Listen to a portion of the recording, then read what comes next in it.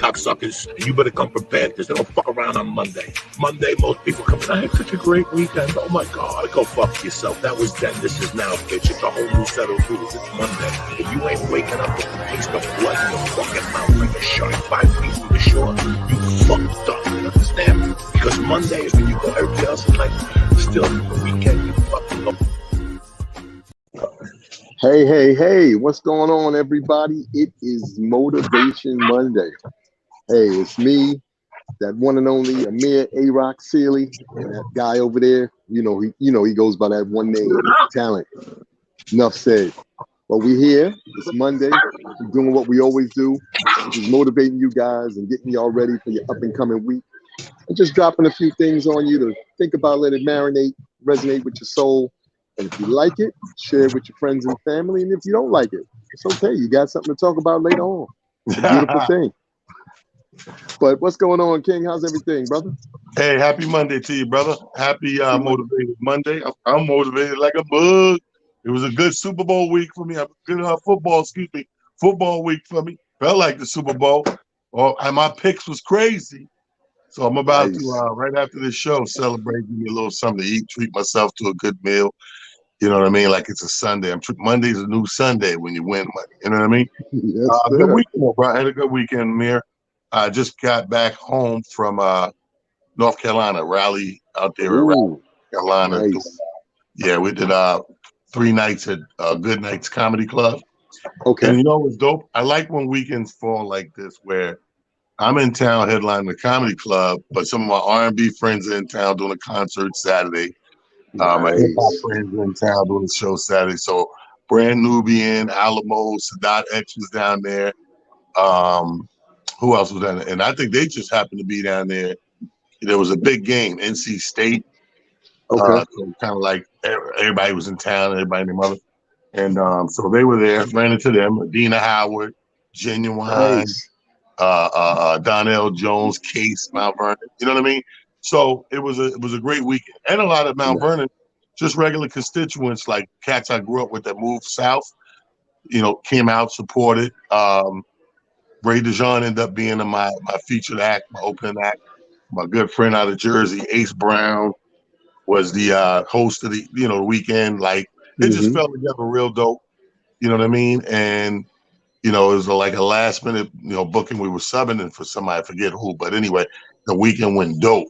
And part of my new, speaking of motivation, it's part of my new rebooting, if you will. Like every now and then you rewire how you doing what you're doing. And because of the pandemic, I've gotten away from what I call getting my legs under me, meaning like being on stage for a stretch at a time, doing your 45 hour or whatever. So that's what the comedy club, I told myself, allows you to do. Yeah, I said at least book one weekend out of the month from here on out for the next 12 months. If I could just book one weekend where I'm actually stretching out, headlining to get my legs under me, then I'm at my best. You know what I mean? Like, so we're in that gear right now. So great weekend, bro.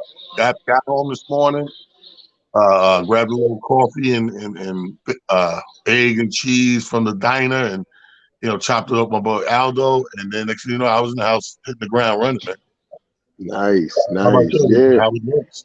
Weekend was good, man. I powered down Friday just to, kind of reboot and, get my energy and my legs back under me. And then Saturday, actually it was 3 events. I couldn't make them all, but the 2 that I did make, my man did something at Taj, and I hadn't seen, him and a few of the DJs and the people that they had at that event in a while. And then that same night, a friend of mine did a rooftop joint on 42nd Street, and that turned out really nice as well. So have those 2 events in the same night was incredible.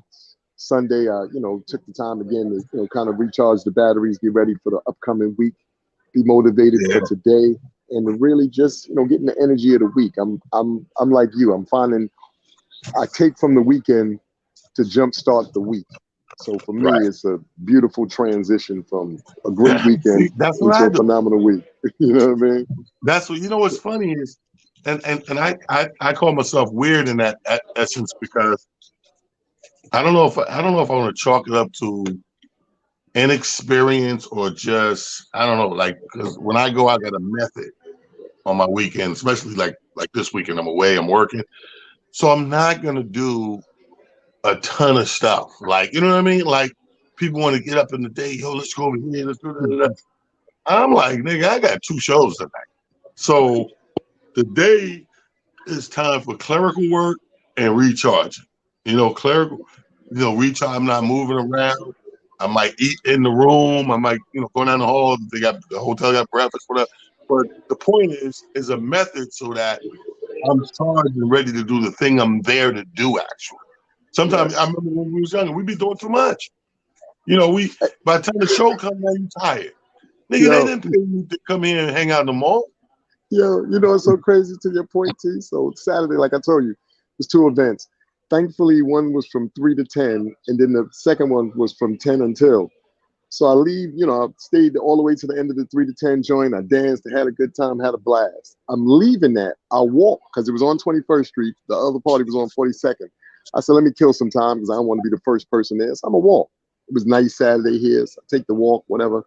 Stop in like 42nd Street. I charge my phone. I sit down. I was really taking it easy, acting like I was a tourist. I got to that second event, man, your boy was trying to find the corner. I darn near fell asleep 6 times. Flipped out here, looking around. I learned my lesson with that at CIAA years ago.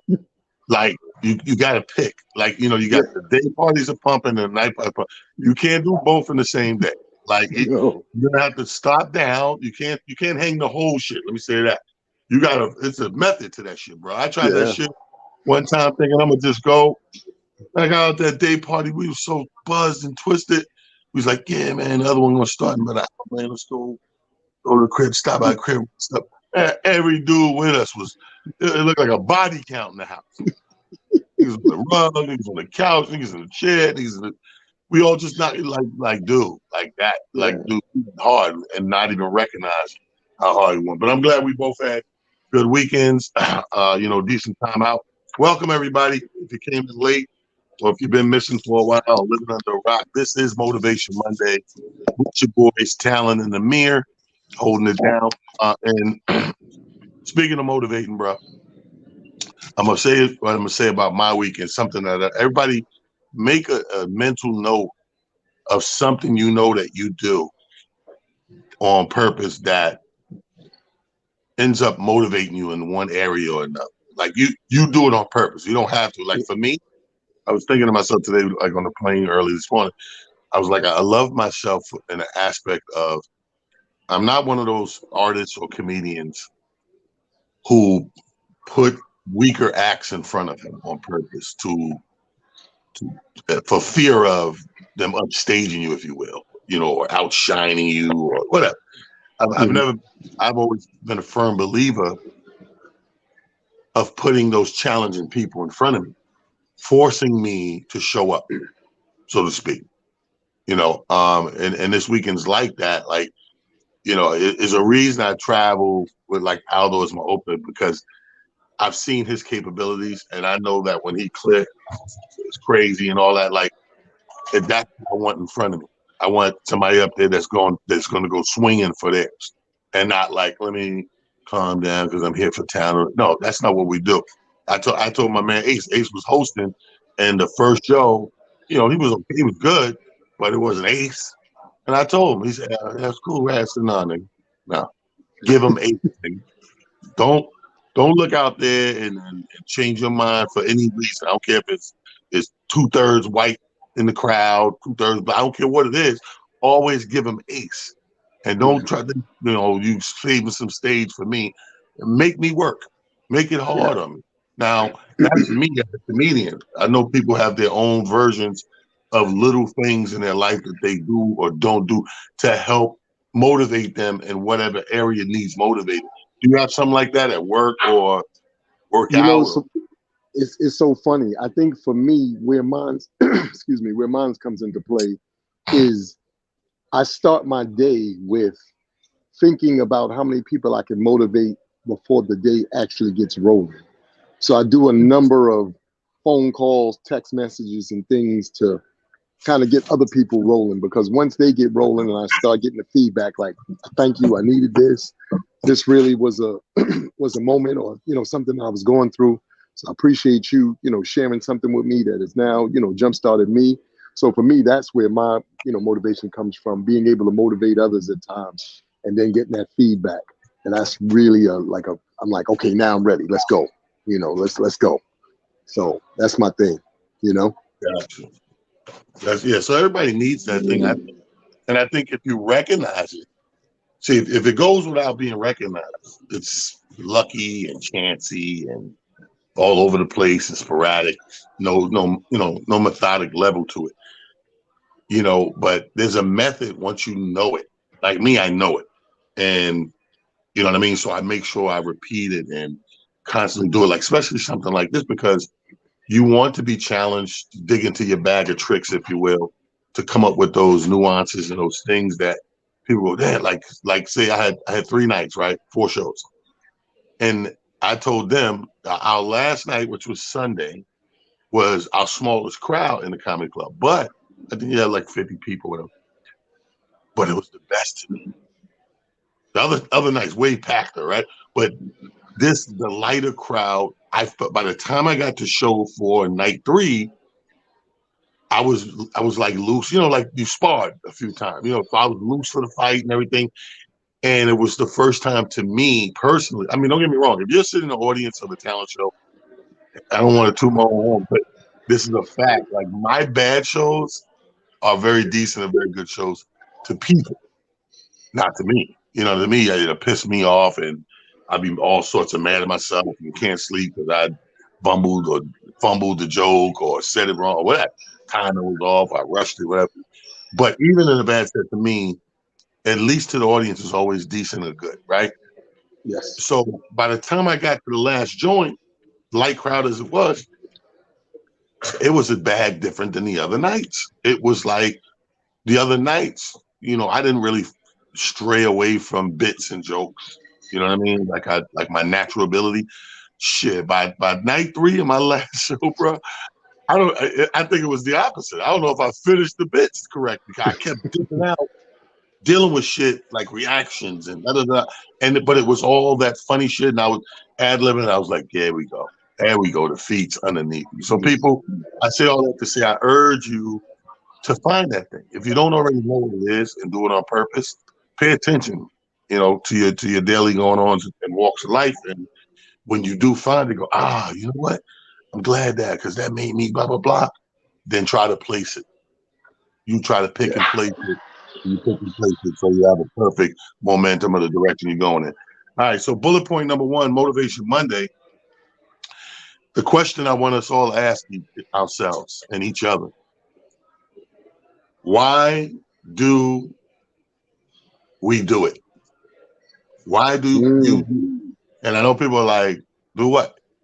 What it is you do. Why do you do it? Like the person that goes to work in the office or cubicle, or now, these days you logging on, whatever the case may be, you get up every day. That is your work day. And you give these people your hours of your life and your work and your blood, sweat, and tears at a thing we call the job. Why do you do it? Is it, and this is different because people in different age brackets have different looks on this, Amir. Like I look at, I've always, even as a teenager, I've always been around older folks, right? So even now, my little bar, my little cubby hole in the wall, I'm only 53, but shit, everybody I drink was 60 and better, right? So, but in that mix, you will find those retirees, right? Now, these are people who, whatever they mainly did, they retired from it. But they were so fucking bored. I always tell people the hardest job in the world is to do nothing. So now you retire, you have nothing to do. I've watched 90% of these people, if they didn't move away, they got some other job they're doing, or 2, part-times or whatever. They do it. You know how many people, if I had $1 for every older person, they do it just to be doing something, just to stay busy because they don't like idle time as an elder. So I'll be like, yo, You retired. You got great pension. You used to be a correctional. Why you do it? And that was the answer of more times than not. But why do you do what you do? You get up, you go to work. You know, you, Is it just your bills? you know, it's so funny in the case of what I do. Yes, this in this particular case, it's just my bills. Thankfully, though, in the case of what I do and how I do it, though, I've been blessed enough to do other things. So for me, it facilitates or gives me the opportunity to get into other things. As you know, throughout the course of my life and my, career, I've had the opportunity. The family's had a necktie business, so I got immersed in that, and I did the magic show in Las Vegas, and we did trade shows at Jacob Javits and all that stuff. Um, so that was one thing. I'm a travel business owner now, and so I'll always have some other things that I'm doing that are a little more close to the vest that I invest not only my time and energy in, but invest my spirit in. Work is, as it stands for me at this point, and I got 33 years, vested in the, company that I work for. It's now just about paying my bills. Thankfully, when I first, started working here, I had one of my daughters, but I've had the pleasure of, being able to really, help, take care of both of my daughters with the use of of that vehicle, as well as countless trips and things that I've been able to do throughout the course of my life. So for me, that job in particular, or my regular everyday job, allows me to have resources to allow me to do all of the other things that I like to do. But it's funny because I think, in theory, to your point, so many of us get tied up into that so heavily that we forget about the things that we used to dream about, or the things that used to be important to us. Because now everything is about going to that job and dealing with those folks and all the stuff that goes along with that. So that's a great question, brother. I'm glad you asked that, man. I hope everybody else is asking themselves that same question. Yeah, because I've like, that's one of those things that, part of my people watching, like I be watching people over the years. And I remember when I worked at a job, I would have these conversations over lunch in the cafeteria, different things, and different kind of jobs. Like I've been in personal size jobs where it's 4 or 5 of us, fish market, seafood center, whatever. Um, and that's more intimate. Then I've been in jobs where, big stores like Alexander's, and you're in the stock room, Children's Place, and stuff like that, where all those people back then were working for different reasons. Same Yes. thing. Unless you can ask the stripper, right? How many strippers? Oh, I'm paying my way through college. So I would get different things. The young people obviously were working for different reasons. Like they didn't have the bill obligations that a grown up has. They still at home with mom. So yeah, they probably chip in, give her a few dollars for groceries, or the smaller bills, cable and stuff like that. But then you would talk to the more older people. Once you hear somebody in the late 20s, early 30s, they're saving up for something.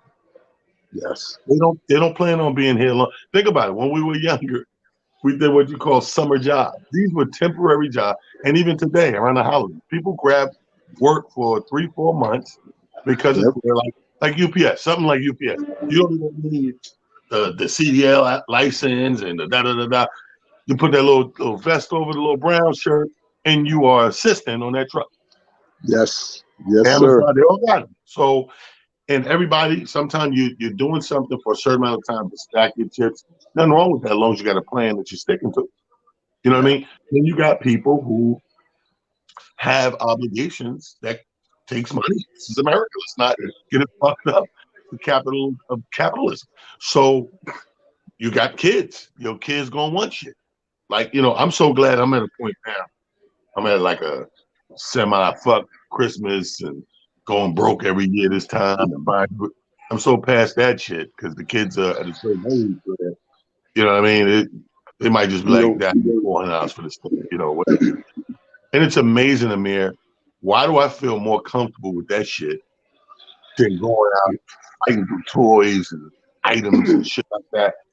I like a motherfucker say, hey man, Christmas coming up, Dad. I'm gonna need blah blah blah. It costs blah blah blah. Word? Okay. It's so okay. fucking convenient now. I think last year my kids were just sending me links. I'm gonna send you the link. Great. Yeah. you know, it's so funny that you brought that up. It's crazy because, you know, you look at us and like you said, you think about the age range that we're in and seemingly what Christmas meant to us back then. And it had all the bells and whistles, and you couldn't wait to go to bed early so you could wake up and find something under the tree, had your name. And the funny thing is, you know, at the same time, you were thankful and humbled by whatever your parents got. You know what I mean? Like you know, I might have mentioned a thing or two, but you wasn't sure Right. that you were gonna get anything, much, you know, much less, you know, your list. I listen to some of my friends now, you know, to your point, we had these conversations. Yeah, the kid sent me a list. They asked for a MacBook, they asked for a Apple Watch, they want the new iPhone 73 and Right. a car. And you gotta be looking like, what? I'd be like, That shit is very funny. you know what I'm saying? You'd be like, what? And my friends, you know, they'd be like, well, I couldn't get them everything, but I got them the new Jordans. I did get Right. him a MacBook. I'd be like, what? I said, man, listen, we got Connect 4 and was like, yo, this is gonna be it for the day. Everybody gonna play for the 17 hours that we gonna Man, rock with listen. this, and that's that. You know? The dynamics of something like the holiday changes like with age brackets. So it's the same thing as the question that I asked. Is like that's what it reminds me of. It's like, why do you do this? Like, and don't get me wrong, the people who are out there, kudos to you, people chasing, you know, that entrepreneur dream and that thing you always wanted to do, and putting an appliance to that. Kudos to you, and more power to you. Put your plan in motion, stay the course. It can happen. We all know that. It really is our destiny, like us staying the course. Because a Yes. lot of anything that's failed, I guarantee the word giving up is in there somewhere. You know what I mean? And it could True. be through trials and tribulation. It could be a circumstance thing called life. I tell Yes. people all the time, like, there's a lot of comics we started with. We don't see no more. They didn't pass away. We'd be like, yo, what happened to so and so? You don't do it no more? Nah, why not? Life happened. That motherfucker had to stop. And, you know, even like, you know, guys like my good friend Kenny Williams, he's a testament to that, where Kenny Williams had to stop down for, I don't know, like a 3-year period, 4-year period, like, you know, because his situation with his daughter, and he had to rearrange his life and get through that. But, you know, he held half no fury in motherfucking Woman Scorn, so he knew that. He went through it, went through the trenches, and then he came out the other side, jumped back in it. It was a battle uphill, but he won that battle. But that's what I mean by if you put the plan together and you stay the course without giving up, you know, sky's the limit to where, you know, you can go in your endeavors. So put that on your list today, people. Why do I do it? That's a big ass question, if not the biggest question. Why do you do it? You need that answer to sustain, first of all, and to keep going forward, doing whatever it is you do for whatever reason you're doing it for. Yes. Mark that down. Yes. Mental health. Why do you even do it? Bullet point number 2, I want to spend some time on, and it kind of piggybacks. I just said it. Like I said, find that thing, put the plan in and all that. The next question that I would ask people or propose to people as a statement is, and this is about being successful. This is about bringing those things into fruition. Never stop challenging yourself. Mm. Two words to go together, and I'm gonna bring back, regurgitate the word retire. I was just talking about retired people and retirement. The minute you stop challenging yourself for a sustained amount of time, you have retired. Yes. I don't care what it is we're talking about. I don't care what you do. The minute you get to a point where you don't want to challenge yourself anymore, and you wish to make it easy, whatever that thing is you do, that's the cheat code. That's the cheat code. Yeah, you may get some things done. Yeah, you may get from point A to point B to point C, but is it your best one? Yeah. Is it Yeah. the best you got to give? Are you performing and showing up at the level, the highest level you can reach? Are you exceeding yourself? You know how people always say, "Hey man, I heard a lot about you. Your reputation precedes." That motherfucker put the work in to the point where his reputation precedes him. Yeah. Before he even came through the fucking door, his rep was in the room. and niggas are intimidated and like, oh my God, and looking at her like this, you bad boss bitches. You know, bitches always talking about bad boy, boss bitch, all that shit. Well, if you are, your reputation already in that room. It ain't about True what the story. fucking pocketbook you got, the shoes you wearing, the how loud you could be, and how flexible your motherfucking neck is. And nah, boss bitches, they reputation precedes them. It's already in that office. Motherfuckers was already sitting around like, I think she's on the elevator. That You boss bitch know, is on the way. you know what's so crazy? That is another absolutely great concept. We don't understand the power of challenging ourselves. First and foremost, if you're going to do anything, whatever that may be, do your best to become a student of it. And I mean, learn everything and just about anything you can about it. I didn't say you got to master it. I said become a student of it. I said, because I think what tends to happen for so many of us is we think that you have to know all the bells and whistles and the ins and outs of every single solitary thing. And that's almost virtually impossible to do. Why? Because in theory, you have so many other things of interest that you have going on in your life and in your world. However, if you can dedicate said time to whatever it is truly resonates with your spirit, with your heart, you'll find that that thing in particular is going to be one of many things that will take you further than you can ever imagine. I think that we underestimate the power of understanding that staying the course and becoming a student of your craft so that those two marry up and you truly get the results that you're trying to get. That's really what this whole journey is about. Now, is it easy to figure that stuff out at times? Not necessarily.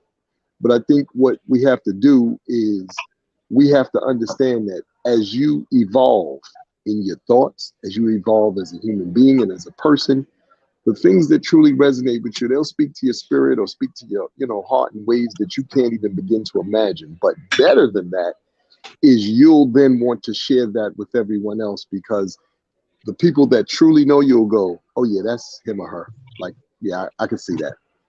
I'm finding that as I've gotten older, that's one of the things that I truly am happy and excited about, is the continuing to learn as I get older. Is it challenging? It can be at times. And I'm just speaking for me. I can't speak for anybody else. And I only say that it's challenging at times because I was never that great a student to start with. I was one of them dudes who I kind of, picked and choose my moments when I wanted to be immersed in things. But as I've gotten older, I realized you have to immerse yourself in your trains of thought. You have to immerse yourself in the things that you want to see come to fruition, because it's the hard work and determination that are going to yield the results that you're really looking to get. And when everybody starts to really understand that part of the process, I'm telling you, y'all going to see things and doors opening up. They're going to have you like, yeah, I'm on the right path. I'm doing what I'm supposed to be doing. That's what Yeah. this is about. That's what I'm saying, man. Like that's a thing, man. That's a thing that you need to put on your list of how do I stay motivated? How do I get this done? How do I become the best? Forget all that. That's the best one right there. How do I become the best at what it is I do? And that's the thing. Like if you go back to the beginning part of the show when we first talking about, my weekend and performing at the comedy club, again, I say it again, I make it a practice to go and put stuff in front of me. What we call, we use the terminology fire or heat.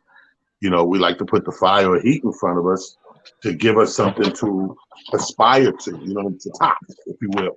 Like, you know what I mean? Because just putting guys that, oh, I know I'm gonna blow this guy away, or this guy is barely funny, or blah blah. Because I've seen it done in my line of work. Believe it or not, it's something that's done. It's a thing.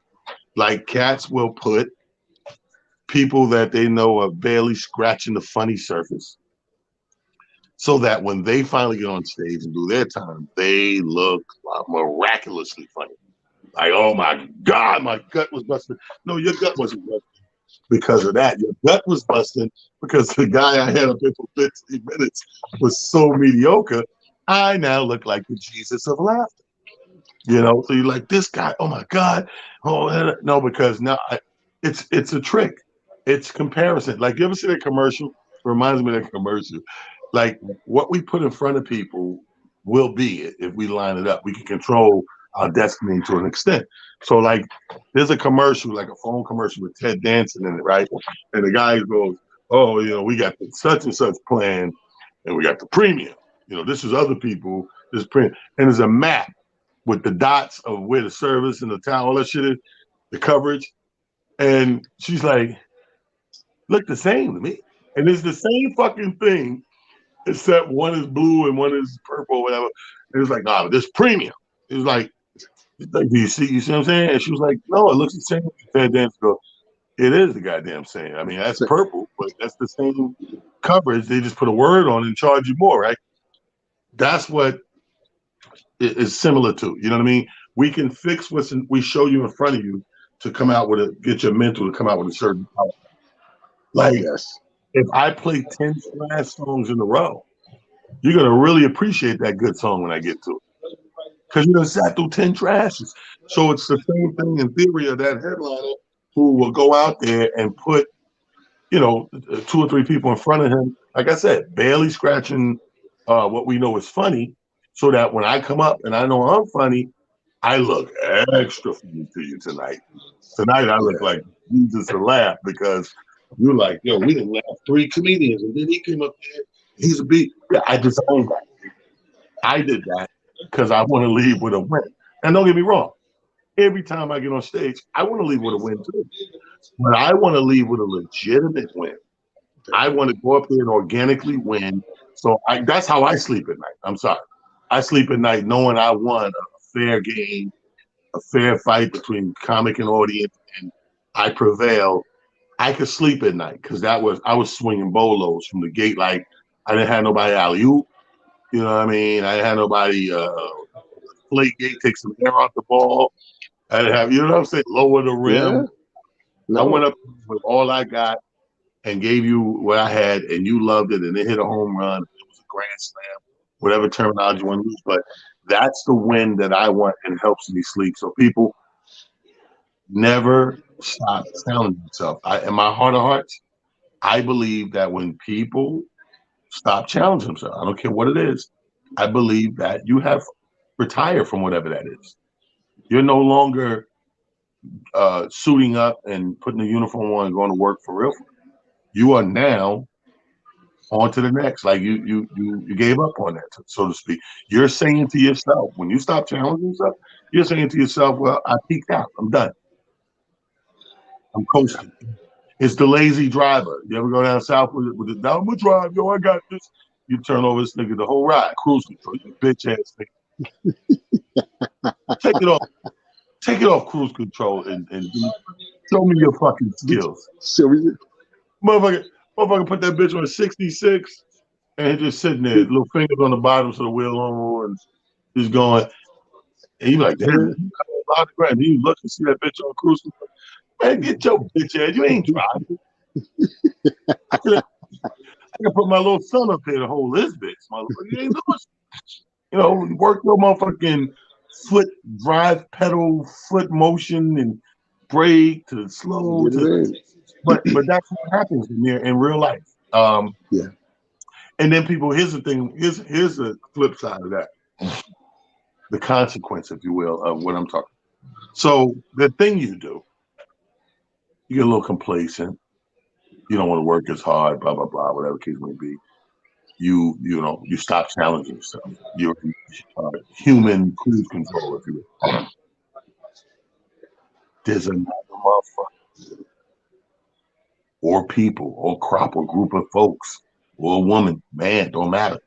But there's another busting their ass right now. And why they busting their ass? What they say, you wasn't with me shooting in the gym? Why they busting your ass and shooting in the gym, and you on cruise control and calm?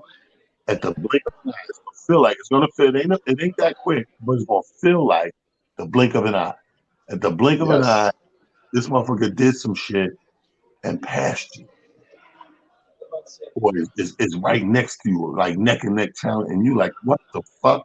That's like the politician looking at the numbers. The polls told him he was 10 up. It's gonna be an easy win. This motherfucker, 80% of the vote, and this nigga's neck and neck. He's like, yup. What the fuck is going on? So Yeah. when you take your foot off the pedal and you stop challenging yourself and you make it easy for yourself, what do we complain about right now, Amir? We complain about the millennials because we made it so easy for them. We complain Yes. about how soft they are and how this and that. We created those monsters, to be honest with you. We really You did. got to call the fact the fact. They didn't just get like that. They got like that because we started taking all the hits, the bumps, the bruises, you know, all of that shit for them. Yes. So when Yes. they made it to the next level with no bumps and bruises, they saw You're the bumps absolutely and right. bruises get you to who you are and the toughness you're gonna need in life. And if we take that away from them, we're putting soft kids out there in a tough world. I And was that talking is to a young so lady at the comedy club this weekend. She brought up, talking to a therapist and the reasons she was doing and all that, and and she, no, T, everybody got trauma. I said, well, first of all, everybody might not have trauma. Like, I don't have any trauma. Like, I can go on my past and my uncle didn't take my ass, he didn't rape me, and yeah. But what about I was a bully? I said, well, to me, depending on the era you grew up in, I think a bully was a natural course of taking bumps and bruises. He made me. He challenged me. yeah, That was a yeah. challenge for me as a student. The bully, I never forget. I had a guy I considered a bully, and this was elementary school, could have been fourth, fifth grade, something like that. And oh no, it was fifth grade. It was fifth going into sixth, and he was the bully, right? So he hung with a little cooler constituency, if you will, than me. You know what I mean? All my cool dudes, they didn't go to that particular school. But if you caught me by the projects or after school, then I could rock with you. I got some thugs with me, but not in school. In school, I'm fucking humanities student, smart, which was pissing me off. I was too smart. It was pissing me off. So that put you in certain classes. So all the classes I've been is what I would call nerds back then. I called them weird kids. But anyway, my bully, it got to a point where, he hyped one of his friends up to believe I was trying to talk to the girlfriend or whatever came to be. So it was one of those see you in the park in the playground 3 o'clock type shits, right? So I get there and I'm nervous as fuck because the bully's in that corner. So I don't know what's gonna happen. If I fall down, they jump me and stop me. I don't know. We kids. But I hold my own, beat the shit out of the dude when he charges me, attack me. And that one win of that fight got the respect of the bully. From that point on, they stopped fucking with me. Now, whoever they was fucking with, they pulled me in. Hey, P, I was that motherfucker now. So the respect came from that bump and bruise. So I Yes. told the young lady, I said, the way I grew up, that's not a traumatizing thing. You know what I mean? I understand what you're saying. Maybe there were some people that never bounced back from it, never got over it. I know they exist because there's exceptions to every rule, but for the most part, I'm not chalking that up as trauma because that helped me be stronger. That helped me from that moment on. I stood up for myself on many occasions. You know what I mean? Yeah. But this is the type of shit we're talking about. The challenging of oneself.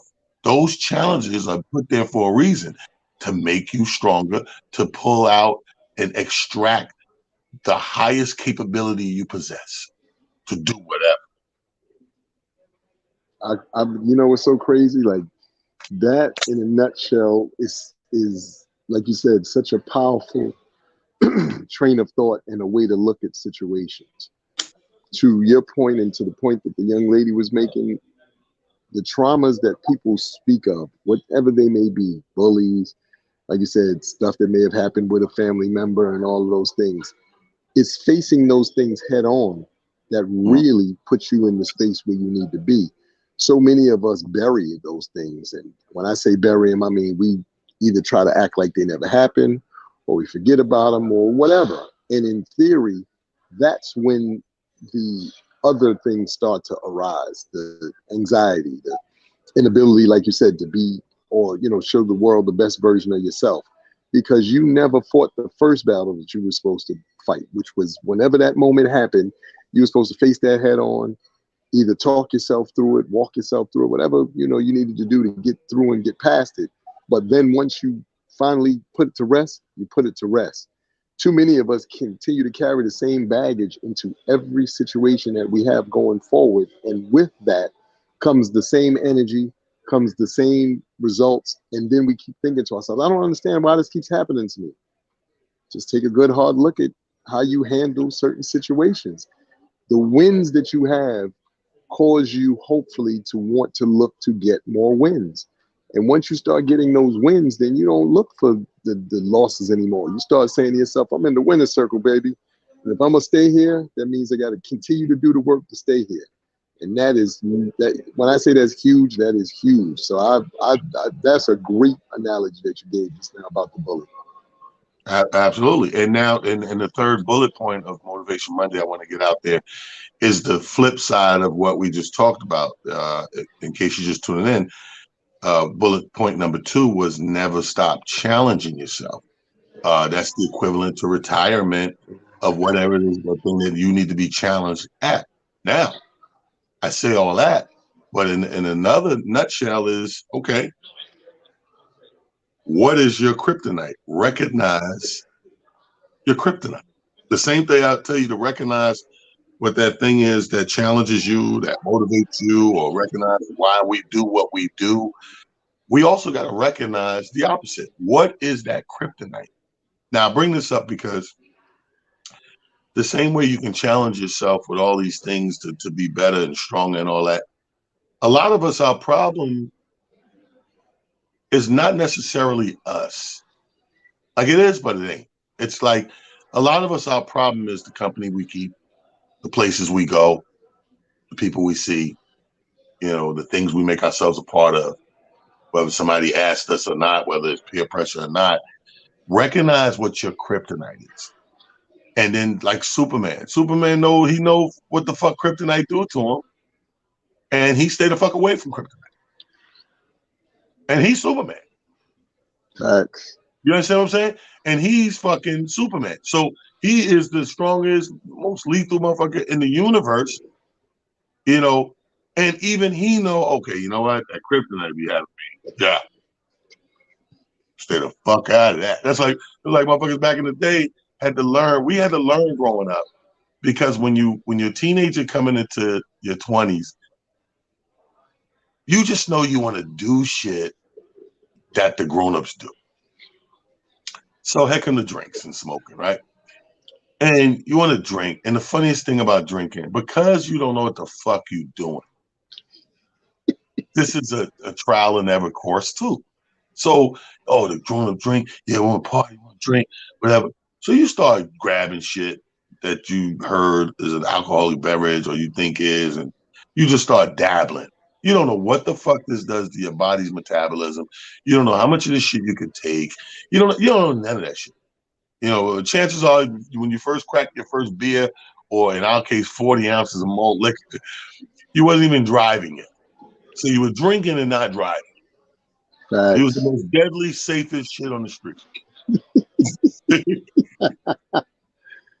So now here goes the trial and error I'm talking about. So we're young, right? We're just throwing shit back. Like I remember, I want to say Ballantine Ale, Old English, Coke 45. These were the malt liquors in my fridge in the bodega in this corner St. store. Ives. St. Ives. Well, I stayed away from St. I don't know why I was scared of St. Ives. and like St. Ives and even Red Bull. People don't remember Red Bull was a malt liquor. So everybody be throwing these little energy drinks back. I would never drink that shit. Because you can't do that to me. You can't go from malt liquor to energy drink. Fuck you. Like it's like I feel like you tried to kill me there. It didn't work. Then you changed up your strength. Nah, I'm good. So anyway, so the learning curve all this time is okay. The first thing you learn as a male is beer is an acquired taste. You know, it's not a thing you actually supposed to like. That's not how beer works. So you graduate, you go through the beers and what you can take and what you can't take. Like I knew right away, like I wasn't gonna be drinking malt liquor long. I was like, I'm not feeling this shit, right? So I smoothly got, eventually my ass was Budweiser.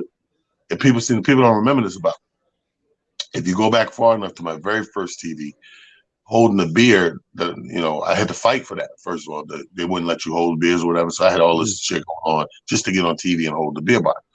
First beer bottle was Budweiser because here in New York, I was hosting the after work stuff and blah, blah, blah. And the beer sponsors at the places was Bud and Bud Light.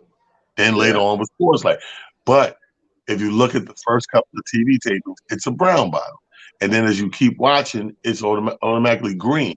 Thank God people didn't fucking really remember me until I got to the green bottle, so they're not confused, right? So they start remembering those because those were the Def Jam days and all that shit right there. And then MySpace was out, so you always see my pictures with the Heineken bottle. And Quincy was able to finagle money and sponsorship from Heineken for years and stuff like that. So it became the signature thing.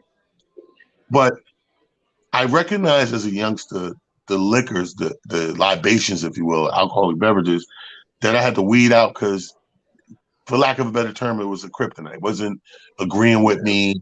I was too young for this shit. To be if something was going to make me feel sluggish at that age, I'm gonna leave it alone because I shouldn't be sluggish. I'm too young, right?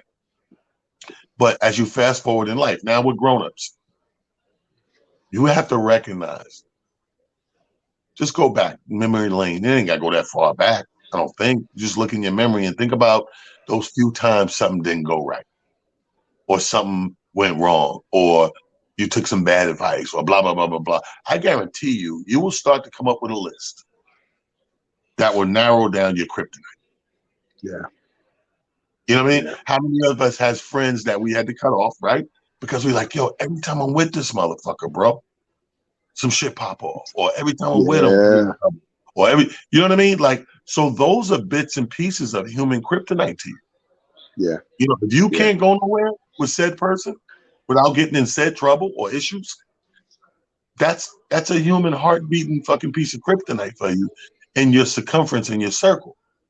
And until you recognize it and like clean it out, or like I do, what I do is I got friends that I can't mix. I got groups I can hang with that I wouldn't mix with this group and blah blah blah. So what I do is I know everybody, I know how they move, I know how I move. So all things in moderation. Yes. You know the so many points that you came up with in that spiel and dissertation. But I think one of the biggest things I took away is you're absolutely right. You have to know the things that hold you back. I know for a good number of us, fear is a major one. I mean, yes, it's friends and situations and things like that, but it's just plain fear. And a lot of times it's fear of success. See, as long as we're failing, and as long as you think you're staying or flying below the radar, because in the real sense, that's what a good portion of us do. We fly below the radar because as long as you're flying below the radar, people in the spotlight is not necessarily on you. So you kind of feel comfortable in that space. And this is what you alluded to earlier when you said becoming complacent and/or thinking to yourself, I don't need to continue to strive. No, you do, because what happens is now you're in a space and in an energy that has you in a holding pattern. All of us have been on a plane, or most of us have been on a plane at some point, where all of these flights are in holding patterns because all the planes obviously can't land at the same time. So you're sitting up there and they keep coming on the thing and they be like, flight 733, we're in holding pattern. We're just waiting for a couple of these planes to touch down and clear the pathway, and we'll be touching down anytime soon. But always when you're in that space, I don't know about you guys, or I know normally for me, but I'm in that space, I'm a little nervous. Not that I think the plane's gonna fall out the sky or anything like that, but in my mind, I'm like, we were moving and shaking. I didn't need you to get to this point now to hit cruise control and then put me in a space where now I got to hold on and hang out here and until we can get some things cleared up. You want to continue that journey, and I think that you're absolutely right, T. We have to really understand that whether it's friends, whether it's trains of thought, or whatever it may be, those things can be hindrances to what your overall goal or what your overall bigger picture is. And the more you start to take note, and by that I simply mean, look, energy is contagious. I don't care what y'all say. it's one thing to, get in the room and, like, T said, know people who make you feel this way, make you feel that way. But 9 times out of 10, their energy, you feel that way before you actually see them, because you know what that's going to do to you.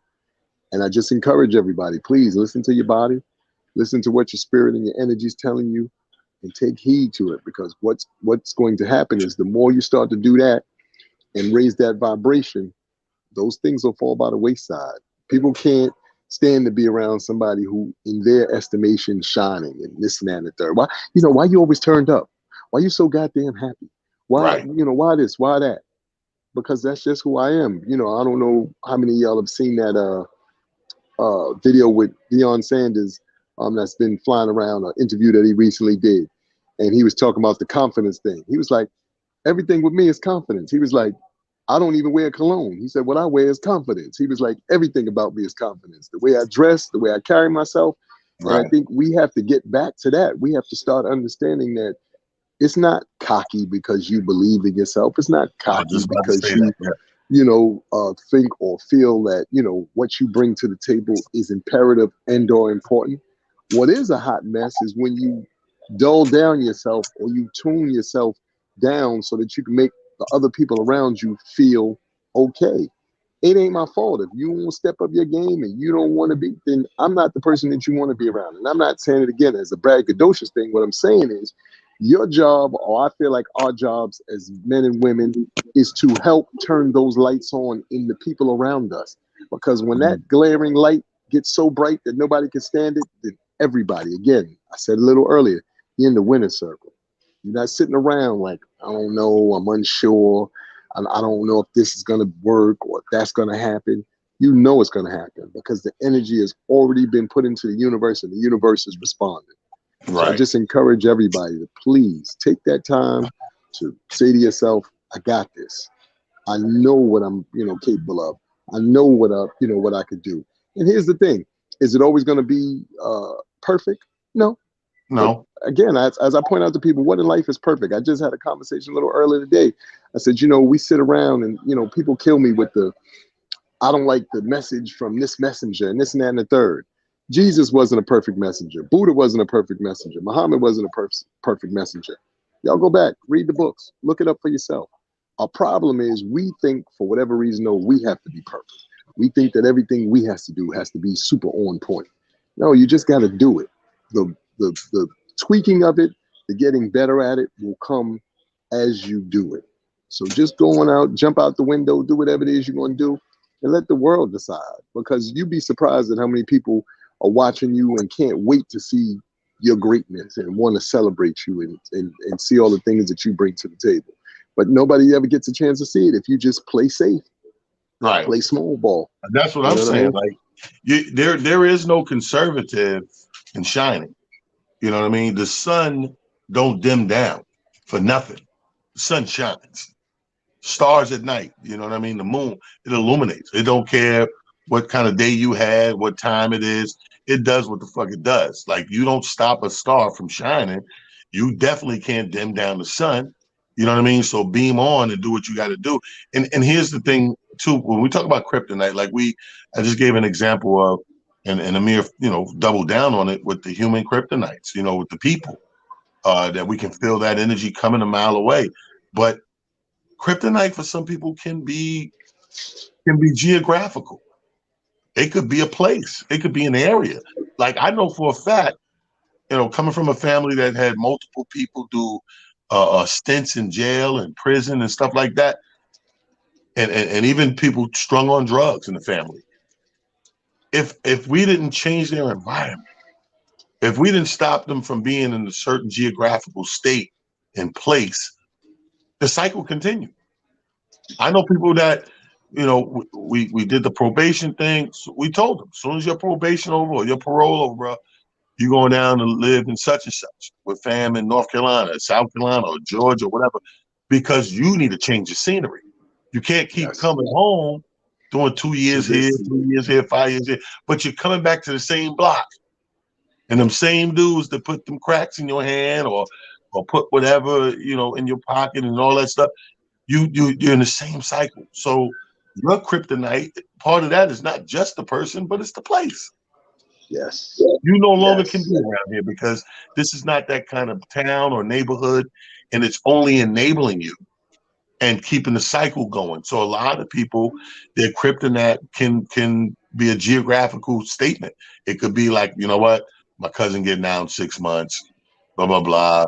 That's why do you think parole's set up like that? Parole's set up like, all right, nigga, you gonna go out, you need a place, a residence, or we gonna wean you through the halfway house first and see how you do there, and then you find yourself a job and blah blah blah.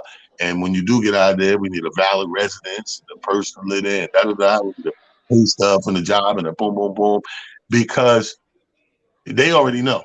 They already know. They done been through this a gazillion times. You ain't nothing new to the system.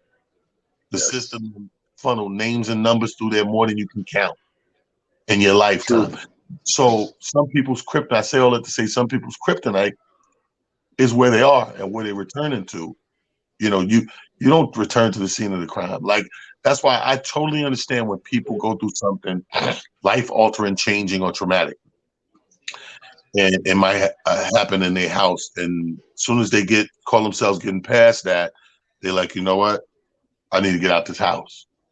I can't stay in this house because every time I walk in the door, I see or remember blah blah blah. It could be a death.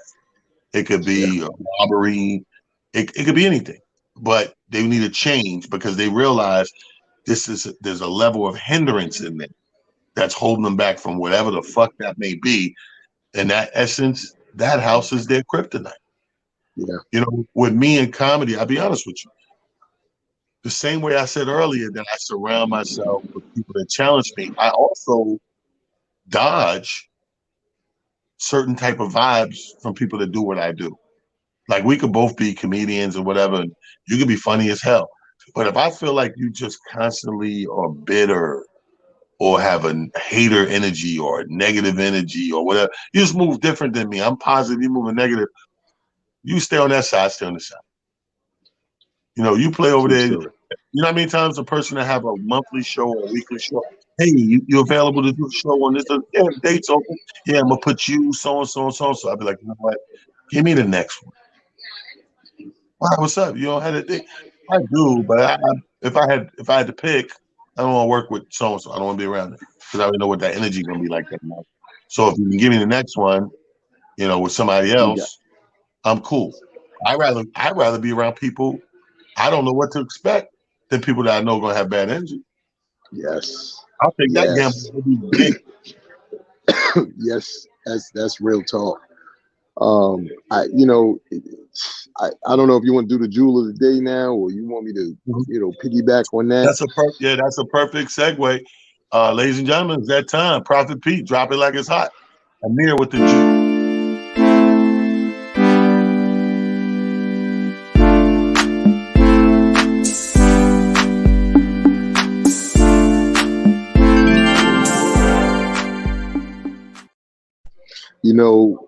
Today I'm sitting here, and all of the bullet points that we brought up made me, wrap this thing up in a nice, neat bow for myself in this regard. Protect yourself, protect your peace, protect your mental stability, protect your energy, protect the people and things that are in and around you, protect your family.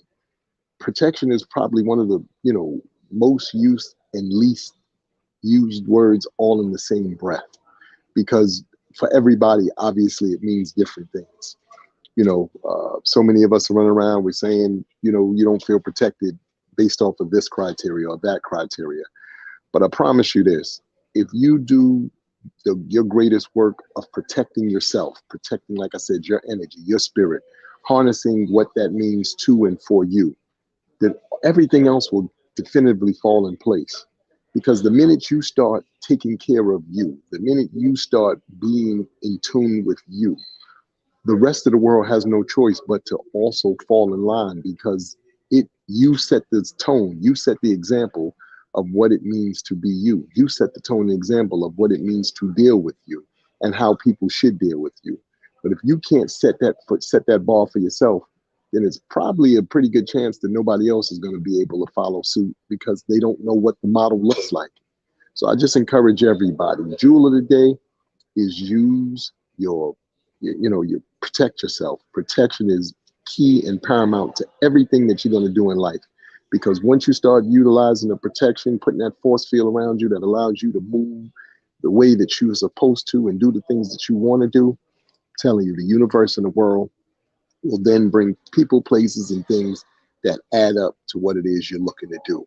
So take that, put it in your daily practices, and we'll see y'all on that other side of what it looks like and it feels like to be the absolute most dominant and best version of yourself.